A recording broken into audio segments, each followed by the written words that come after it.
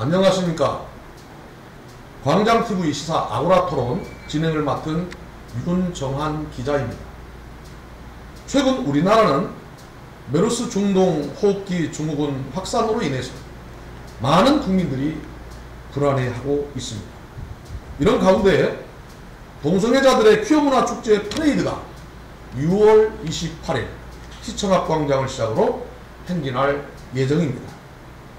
이에 동성애 퀴어문화축제를 반대하는 일반 학부모, 시민단체 등 보수단체 시민과 기독교계에서는 이를 저지하기 위해서 적극 나서고 있는 상황이고요. 동성애 퀴어문화축제를 찬성한다고 하는 민주사회를 위한 변호사 모임과 성소수자들은 남의 잔치에 재 뿌린다. 왜 기독교에서는 남의 잔치에 감 나와라 대충 나와라 하느냐. 사람이 사람을 사랑하는 게 왜 성리에 어긋나는 일이냐. 또 축제는 축제일 뿐이다는 주장을 내세우면서 퍼레이드 행사를 강행할 분위기입니다. 이에 광장TV는 교계 등 각계 전문가들을 모시고 동성애 퀴어문화축제 무엇이 문제인가라는 주제로 동성애를 왜 반대하는지, 동성애가 우리 사회에 미치는 영향과 다른 나라의 상황은 어떠한지에 대해서 오늘 집중 토론하고자 합니다. 먼저 오늘 토론에 임해주실 분들을 소개하겠습니다. 사단법인 한국청소년 바로세우기 운동협회 대표회장 최낙중 목사님 나오셨습니다. 안녕하세요. 서울시 시의원 이행자 시의원님 나오셨습니다. 안녕하십니까. 나라사랑 자녀사랑운동연대 조직위원장 송충길 목사님 나오셨습니다. 네, 안녕하세요. 그럼 바로 토론에 들어가겠습니다. 최낙중 목사님께 먼저 질문을 드리겠습니다. 최 목사님, 한국교회가 동성애를 반대하고 퀴어문화축제를 저지하는 그 이유가 무엇입니까? 그 이유를 한 세 가지로 말씀드릴 수 있는데요. 첫째는 동성애는 성경에 반한 일입니다. 하나님이 한 남자와 한 여자를 결혼해서 자녀 낳도록 했는데 남자가 남자끼리 여자가 여자끼리 살면 생명과 번성은 할 수가 없지요. 두 번째 이유는 그 동성애로 인한 그 보건을 생각해야 됩니다. 건강. 그 에이즈라고 하는 병은 일반 사람보다 동성애자들이 한 20배가 높다는 통계가 나와 있고요. 그동안에 그 아프리카에서 한 20년 동안 에이즈로 죽은 인구가 2,500만 명이나 되고, 그 아프리카 대륙에 55개 나라가 있는데 그 나라에서 최근에 38개 나라가 반동성애법을 통과해서 이제 우리는 에이즈에서 벗어나자, 이런 운동이 일어나고 있습니다. 또 남자가 남자끼리 동성을 하게 되면 한문으로 선교를 하게 되고, 그렇게 되면 관략근이 약해져 가지고 하루에 대변을 10번에서 15번을 본댔죠. 그러면 한 분 화장실에 가 있는 시간이 10분이나 합니다. 그러니 어떻게 살 수 있겠습니까? 또 우리나라 경우 에이즈 환자들을 국비로 치료한다는 말 들었거든요. 한 달에 치료비가 300만 원, 1년이면 3,600만 원이 된 거죠. 그 예저 환자가 무려 10,000명이 이른다고 하니 그 국민의 세금 가지고 이런 데 치료가 들어가는 것도 국고가 안 믿을 수 있는 일이죠.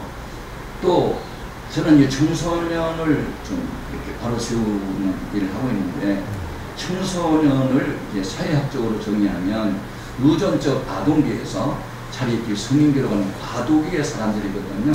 과도기는 항상 자기 정체성의 혼란이 오는 때입니다. 이 정체성의 혼란이 오고 있는 이때 또 호기심이 유발이 되면 그냥 거기에 호기심으로 또 해보고 싶은 마음도 있고, 그러면 이제 정체성 혼란에다가 호기심이 발동해서 함께 가면 미래의 대한민국 어떻게 되겠나 생각하면 아찔하고요. 자, 이런 여러 이유들로 동성애는 정말 하면 안 된다고 생각합니다. 이행자 시의원님, 지금 우리나라가 중동 호흡기 증후군 이 메르스로 인하여서 온 국민이 전쟁을 치르고 있는데요. 더더욱 4차 감염까지 나와서 모든 지금 국민들이 불안해하고 있습니다. 이를 두고 박원순 서울시장님은 전시 상태다 이렇게 표현했습니다. 그러면서도 서울시가 6월 9일 이 휴영문화 축제 이 개회를 할 때 허락을 했지 않았습니까? 그래서 이제 조금 있으면 6월 28일이죠? 그러나 이제 퍼레이드 행진을 하잖아요.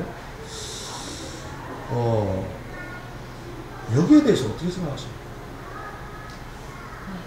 서울시가 광장에 대해서 사용 승인을 해준 것과 관련해서 많은 기독교인들과 목사님들, 또 시민들이 우려하고 있는 것은 사실인 것 같습니다. 이제 서울시 입장은 광장 사용과 관련한 조례가 지금은 이제 과거에는 우리가 허가를 해주는 허가제였는데 지금은 신고만 하면 되는 신고제로 바뀐 상태이기 때문에 우리는 신청했으니까 그 신고에 따라서 수리를 할 수밖에 없다. 그래서 이런 입장을 지금 취하고 있습니다. 그래서 이제 많이 우려하시는 분들은 지난번 신촌 퀴어 축제 때 여러 가지 시민들이 보기에 깜짝 놀랄 만한 일이 많이 벌어지지 않았느냐. 좀 엽서라든가 사진, 퍼레이드 이런 부분들을 많은 시민들이 보고 사실 놀라셨고 이런 건 어떻게 보면 광장 사용의 본래 목적 시민들의 건전한 여가의 선용이나 문화활동에는 좀 거리가 있는 것 아니냐.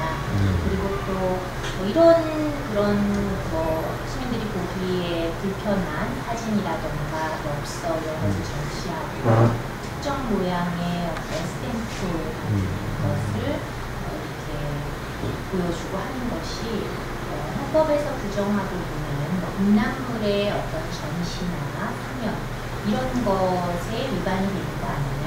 그러면 광장 사용 관련한 조례에도 사실은 당초 목적에 위배된다던가 아니면은 다른 법령에 위배되는 것 이런 것과 관련해서는 열린광장 심의위원회에서 심의할 수 있도록 규정하고 있음에도 불구하고 서울시는 이런 심의위원회의 안건을 상정해서 심의를 하지 않고 그냥 무조건 신고제니까 신고를 받을 수밖에 없다. 이런 입장을 취하고 있어서 여기에 대해서 좀 우려들을 하고 계신 것 같습니다.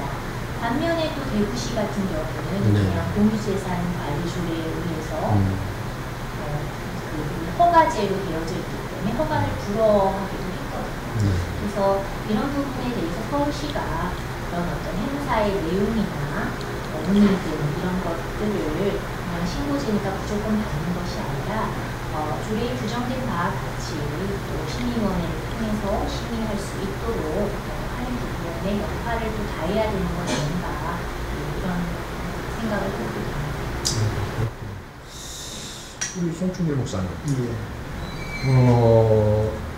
이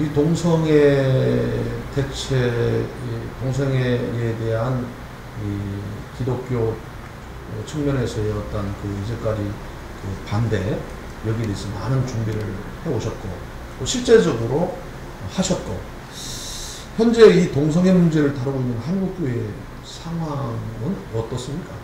동성애 문제가 이미 14~15년 전에 한국 사회의 문제로 떠올랐지만은 여기에 대하여서 한국교회는 지금까지 작년까지 누구도 나서서 이 문제를 지적하거나 해결하려고 한 적이 없습니다.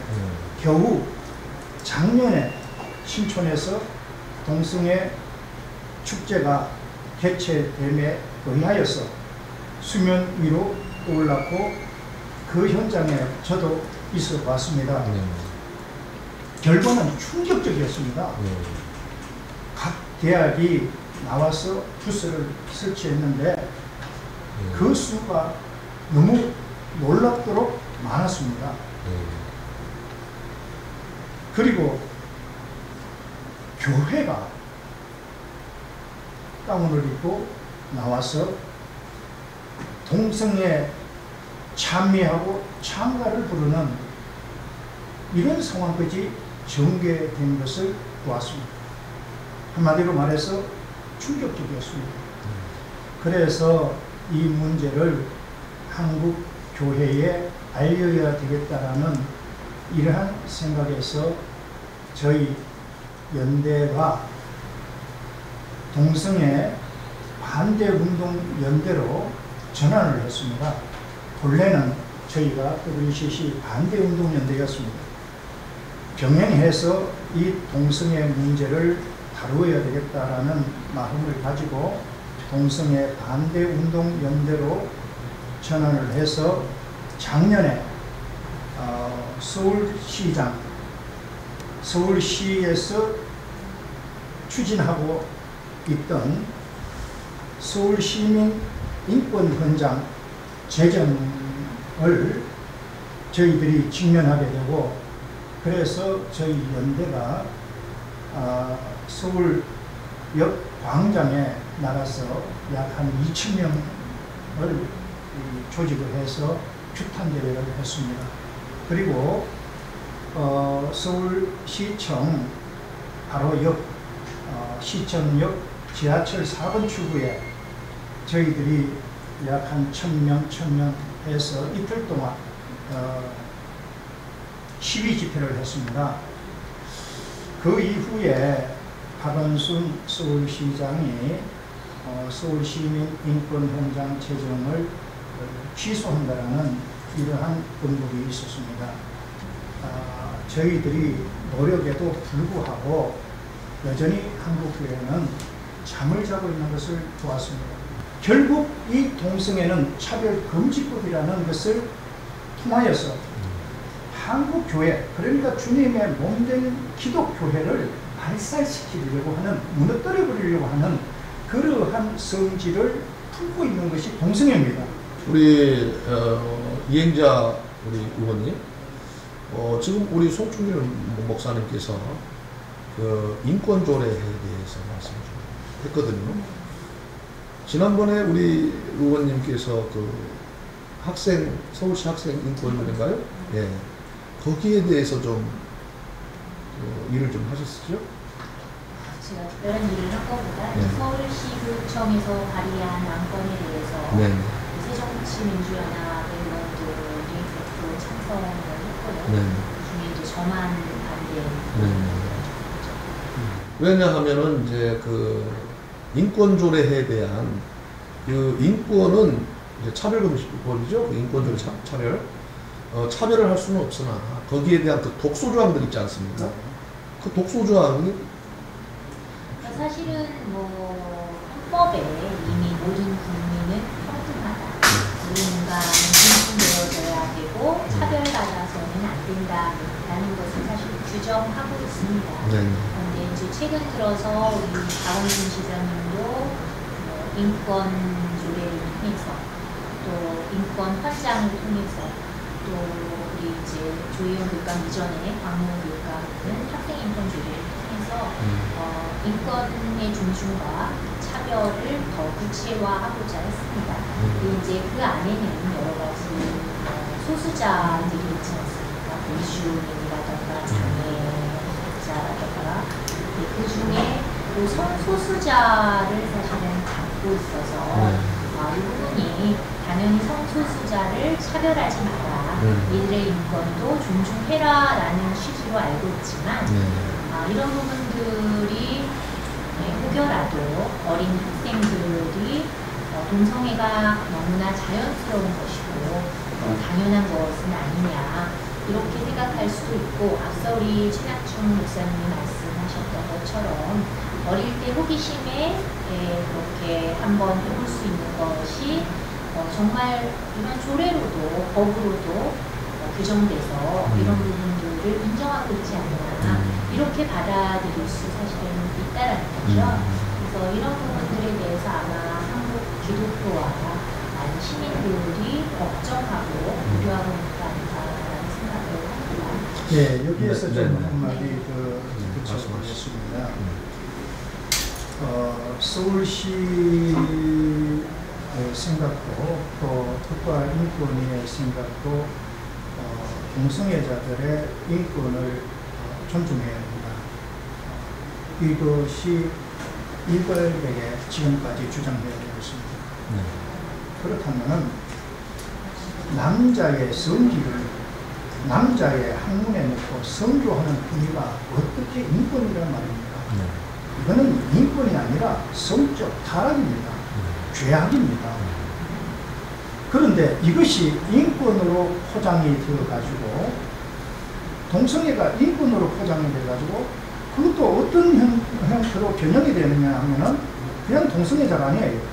성소수자로 소수로 가는 겁니다. 소수의 인권을 존중해 줘야 된다. 이런 쪽으로 몰고 갑니다. 그리고 거기에서 그치지 않습니다. 그들을 사회적 약자로 몰아가는 거예요. 그리고 놓고는 인권을 존중해 줘야 된다.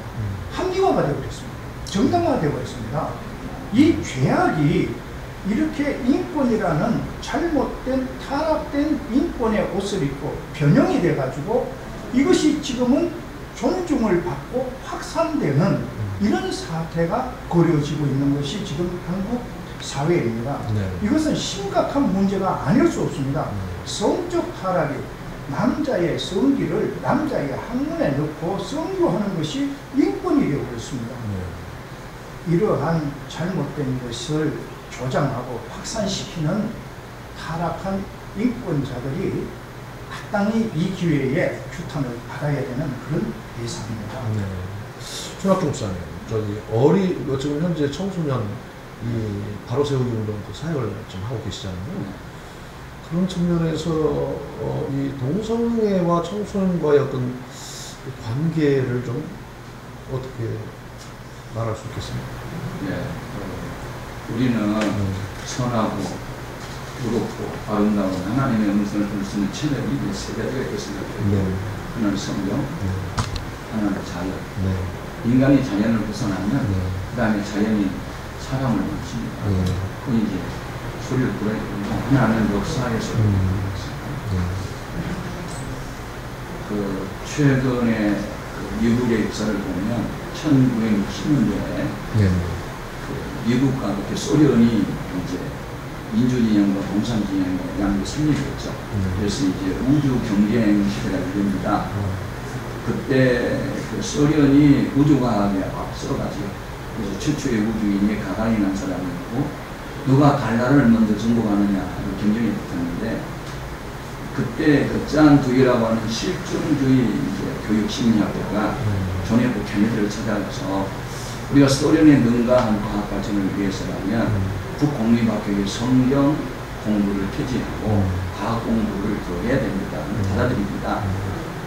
그래서 이제 결국은 성경 공부가 폐지되고 과학 공부를 늘리게 되면서 1969년인가요? 6월 달에 아폴로 11호가 달나라를 정복하게 되죠. 미국이 이제 앞섭니다. 그런데 성경 공부를 폐지하고 7, 8년 동안의 미국 사회가 무너집니다. 젊은이들의 가치관이 혼란해 와가지고 인생은 뭐냐? 어떻게 사는 거냐? 인생은 엔조이 하는 거다. 그래가지고 소위 3M 운동이 벌어지죠. 그래서 엔조이 하기 위해서는 돈, 마니, 마이카, 마다, 여자, 차. 그래가지고 아이들이 가치관이 혼란이 오면서 미국 사회에 이제 히피족, 또 나치족, 동성애자가 이제 승행하게 되고 사회가 무너집니다. 그리고 미국은 월남전에서 피하게 되고 과학은 발전했지만 사회가 무너졌거든요. 이런 역사의 음성을 들어야 됩니다. 그리고 이제 성경의 역사 또 기독교의 역사를 보면 1113년에 콘스탄틴이 기독교를 로마 국교로 하면서 동성애법을 금지시켜요. 그리고 그 2세는 동성애자들을 화형에 처하게 됩니다. 이렇게 됐는데 이제 1800년대 들어오면서 프랑스에서 이제 이게 다시 약간 그 남자 기숙사, 여자 기숙사 그런 것은 안 된다고 이런 것을 차별이다 해가지고 그대로 다시 일어나게 됐죠. 그래서 이제 동성애법을 그대로 성행하게 됐고 그러면서 이제 프랑스의 법을 아주 일본이 캐나다, 호주 등등이 동성애 쪽을 합법화 시키면서 저기에서 18나라가 지금 동성애를 합법하고 있습니다. 네. 그리고 80여 개국이 이제 금지법으로 정해놓고 있는데, 이런 역사에서 들려오는 음성은 과거와 현재는 언제나 이렇게 계속 이어가거든요. 그러면 동성애 합법한 나라들이 지금 어떤 고민하고 있느냐? 괜히 통과시켰다. 사회가 무너지고 성도도 윤리가 무너졌다. 큰일 났다. 하지만 법을 고치기가 다시 어려워졌습니다. 그러면 이런 역사를 거울 보듯이 얼굴을 보듯이 보고 있는데, 우리도 그와 같은 후회 날이 곧바로 올 텐데, 이것을 뭐 인권 자꾸 이야기하고, 그러면 소수의 인권만 존중하고 다수의 인권을 무시해도 되는 겁니까? 그러니까 이것은 이 거울을 보는 것처럼 역사를 들여다보고, 이것은 안 된다. 우리나라 사랑하고 자녀 사랑한다면 안 된다. 이렇게 생각합니다. 그러니까 뭐 방금 이제 인권 차별 그 금지법에 대해서 얘기를 하다가 약간 나왔습니다만, 사실 인권 차별 그 금지법은 우리가 존중은 해야 하잖아요. 뭐 예를 들어서 뭐 남자와 여자 차별하지 아니한다. 노인과 뭐 차별하면 안 된다. 흑인과 뭐 저기 백인 차별하면 안 된다. 이것은 반드시 우리가 인권을 사실 그 차별해서는 안 되죠. 그러나 이제 여기서 우리가 얘기하려고 하는 것은 차별이 아니고 그 안에는 법을 이제 제정한 그 안에는 독소 조항이 있다고 하는 것이죠, 사실. 그러니까 함께 할 수 없는 것이 있어요. 네. 빛과 어둠은 함께 있을 수 없습니다. 네. 빛이 오면 어둠은 흘러가도록 되어 있지, 그게 같이 공존한다? 그건 없어요. 그렇다면 죄악을 합법화시켜서 그것을 인권 속에 집어넣고 건강에 무너지고 도덕에 무너져도 인권만 기가 막혔단다? 그것은 전체를 보는 문이 아니죠. 편견이 될 수 있죠. 지금 뭐 저희가 인권 조례를 제정하고 학생 인권 조례를 제정해서 거기서 이제 끝나는 게 아니잖아요. 그 조례를 근거로 해서 어떤 인권을 위한 기본 계획이 수립이 돼야 되고, 또 관련해서 12번 시행 계획이 있어야 되고, 관련해 따른 정책이 있어야 되고, 교육이 있어야 되고, 홍보가 있어야 되고, 어떤 지침서가 있어야 되고, 이제 이런 것들이 순차적으로 이루어져 있죠. 그런데 관련해서 뭐 장애인에 대한 차별을 하지 않고, 어떻게 선생님이 아이들을 뭐 지도해야 하는지, 소수자에 대해서, 이주자에 대해서 어떻게 아이들을 차별받지 않도록 지도하고, 혹시 차별받았을 때 상담하고 관리해야 하는지, 거기에 마찬가지로 성소수자의 성적 지향과 관련해서도 이것도 다른 것이 아니다. 하나의 사랑의 일종이다. 또 이런 부분들에 대한 성교육이라든가 이런 게 선진국의 이미 동성애를 합법으로 받아들인 나라들에서 이루어지고 있고, 이런 것들이 순차적으로 이루어질 수 있다는 우려를 갖고 있고, 사실은 그런 이제 인권단체들과의 협약을 통해서 이런 부분을 이미 약속한 바도 사실은 있거든요. 하지만 이렇게 기독교 단체와 많은 시민들의 우려, 또 실제 교육을 받고자 하는 공무원, 또 교사, 학생들이 아직은 그런 여론이 받아들이기 어렵기 때문에 그게 뭐 약속대로 사실 이루어지지는 않고 있습니다. 하지만 여전히 그런 우려를 안고 있고, 그냥 놔뒀을 때는 이런 것이 계속적인 실태 조사나 계획에 의해서 또 이루어질 수 있다. 그랬을 때 받아들이는 학생들, 또 소수뿐 아니라 소수의 인권도 존중해야 되지만 다수의 많은 학생들이 또 이로 인해서 부추겨지거나 피해를 볼 수 있지 않을까라는 우려 또한 있지 않을 수는 없는 거죠. 말씀하시죠.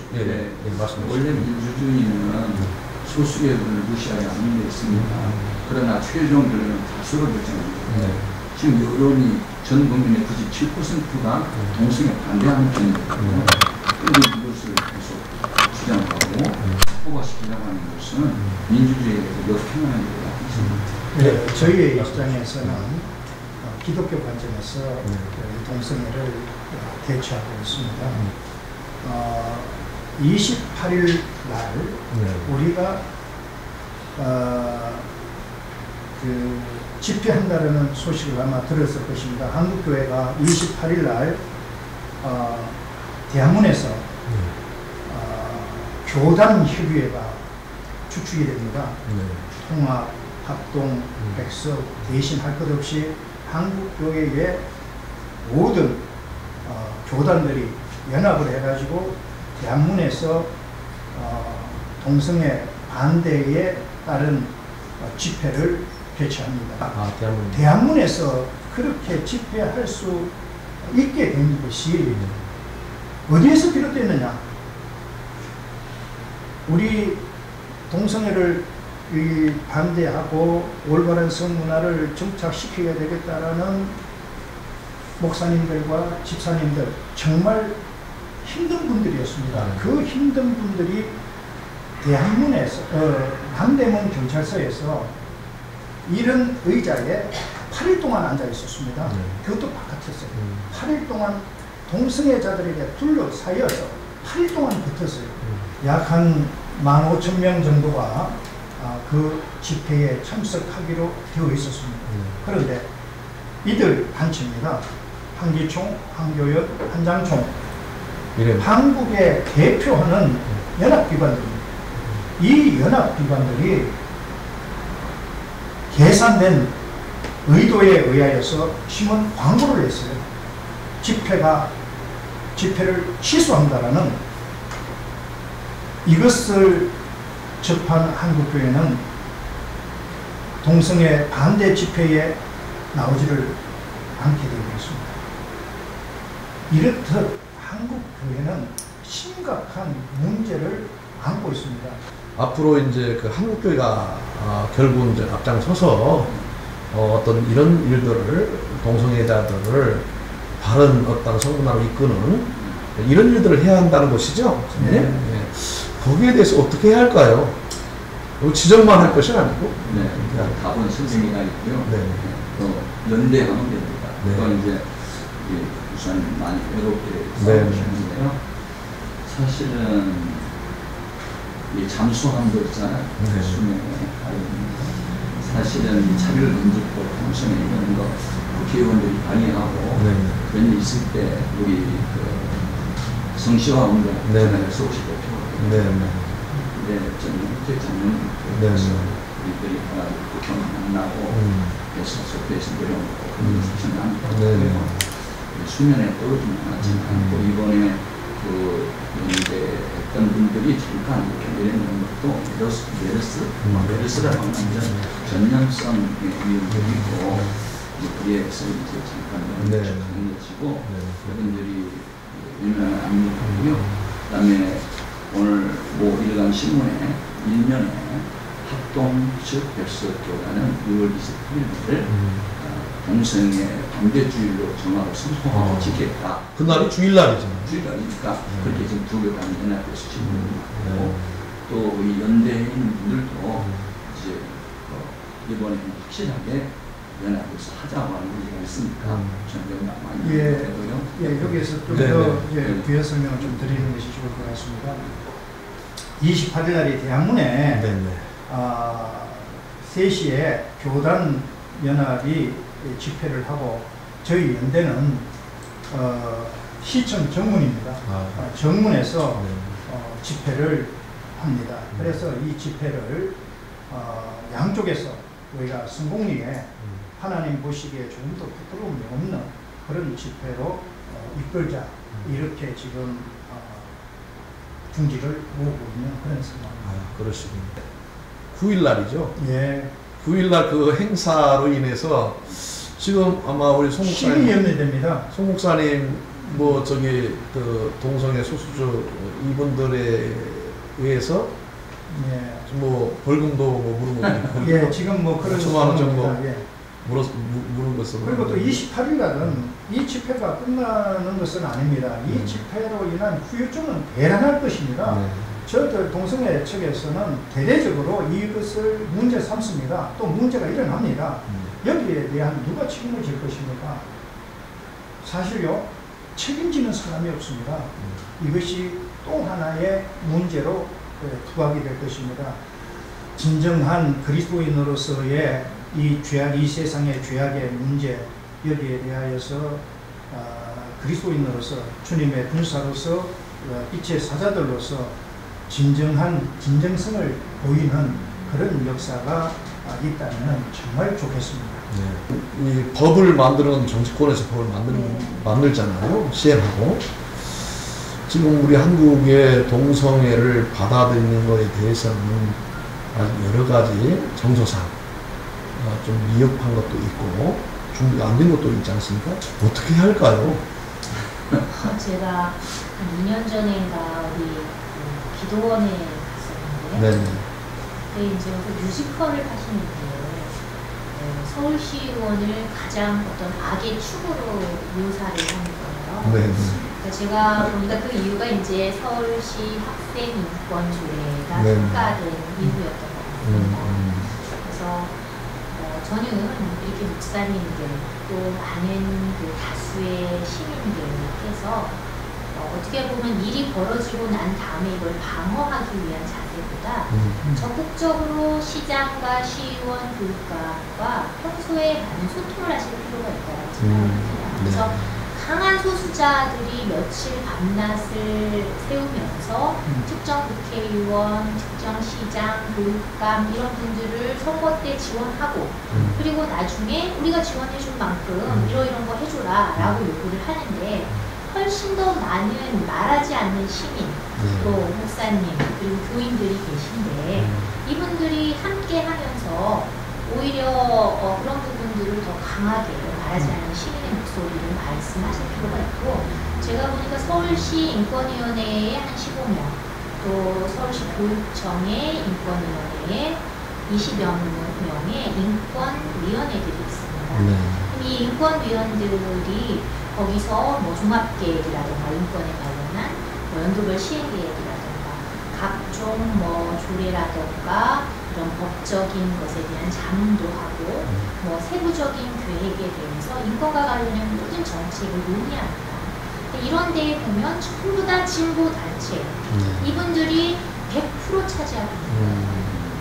그래서 저는 이런 부분들에 목사님들도 들어가셔서 또 목소리를 내고 이렇게 하시는 게 굉장히 중요하다.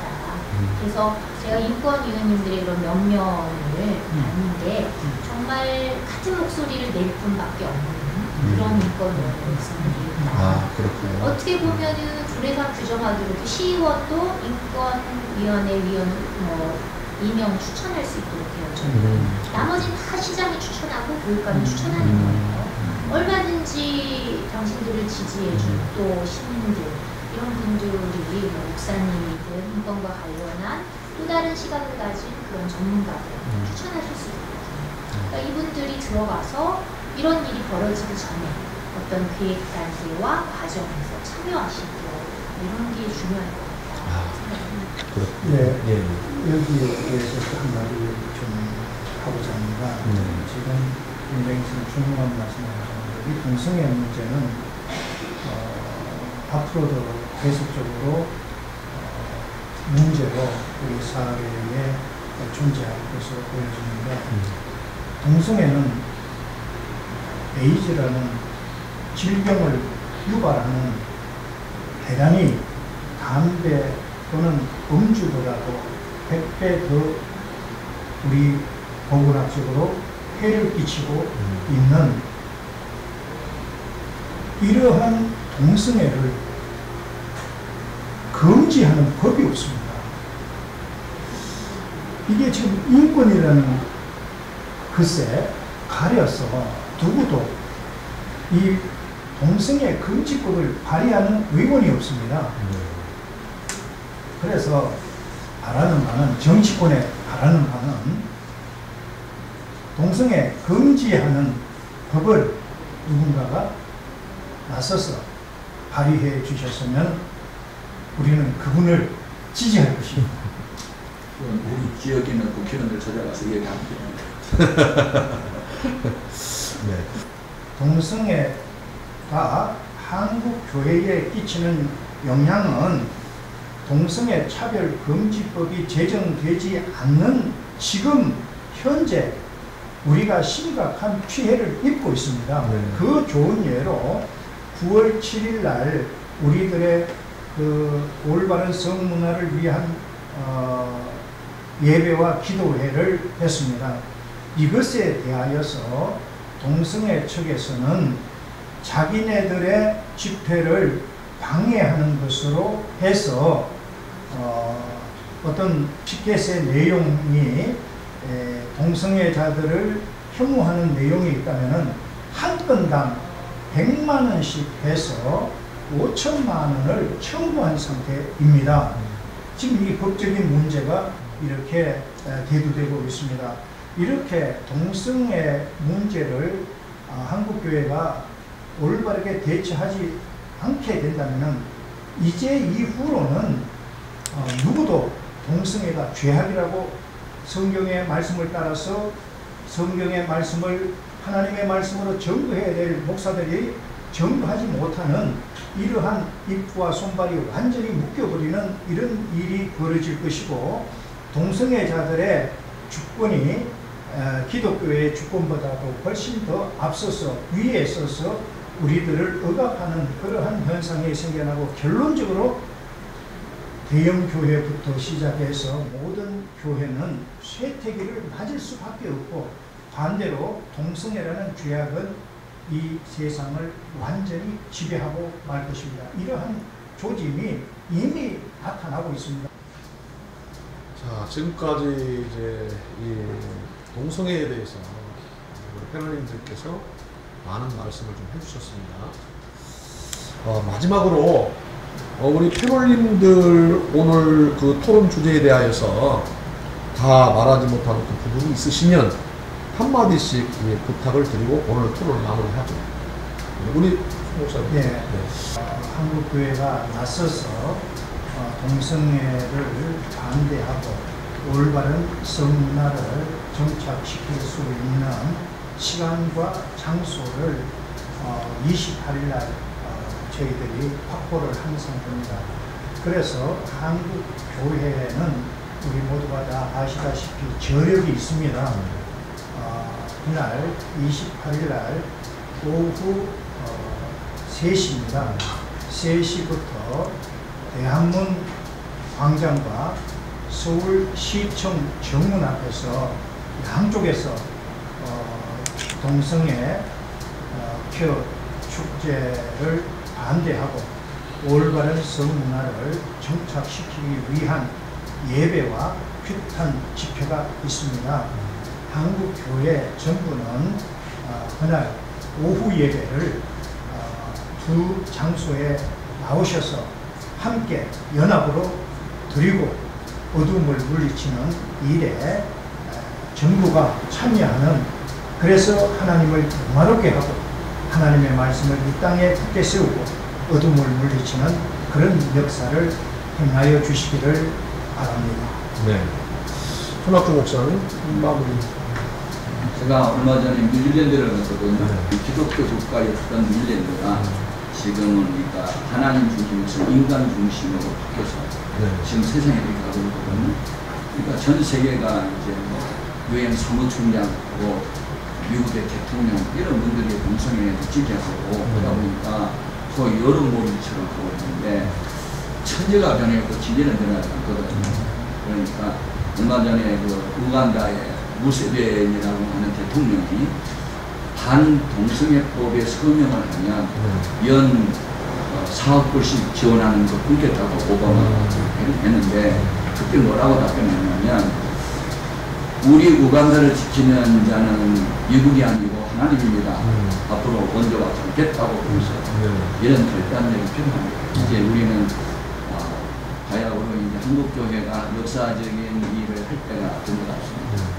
우리 모두 6월 28일 오후 3시 계속 모여서 기독교의 뭉침을 하고 하나님과 사랑을 보여주시기 바랍니다. 마지막 우리 이재미아 씨는 서울시 학생인권조례 그리고 서울시의 인권조례가 제정되었고 인권 현장도 사실은 서울시가 마련했습니다. 네, 이런 것들의 성적 소수를 지향하는 성적 성향과 관련해서 우리 기독교 단체들과 많은 시민들이 우려했기 때문이라고 생각합니다. 저는 지속적으로 관심을 갖지 않으면 앞으로 이런 인권에 대한 존중, 또 불평등에 대한 해소라는 유명하에 동성애는 계속해서 우리 사회에 자리 잡아갈 거라고 생각합니다. 관련해서 진보 성향은 우리들하고 정치적 성향이 다르다라고 생각하시기보다는 많은 목사님들과 또 성도들이 함께 하셔서 오히려 목소리를 전하고 또 원하는 바를 이뤄가실 필요가 있고 소수의 압력단체보다 더 큰 힘을 우리 교회에서 보여주셔야 된다고 생각합니다. 얼마 전 어떤 목사님이 동성애를 합리화하는 것은 죄를 범할 특권을 정당화하는 것에 불과하다고 하신 말씀이 떠오릅니다. 동성애자들의 한 개인의 인권은 우리가 충분히 존중되어야 할 것입니다. 그러나 동성애 자체를 존중한다면 우리 사회 전체를 더 깊게 병들게 하는 것은 아닌지 염려가 됩니다. 광장TV 시사 아고라 토론에서는 한국 사회의 다양한 이슈를 분석하고 명쾌한 대안을 제시합니다. 시청자 여러분과 함께 소통과 공감의 방송으로 토론을 이끌어 가겠습니다. 오늘 토론에 함께해 주신 패널님들 감사합니다.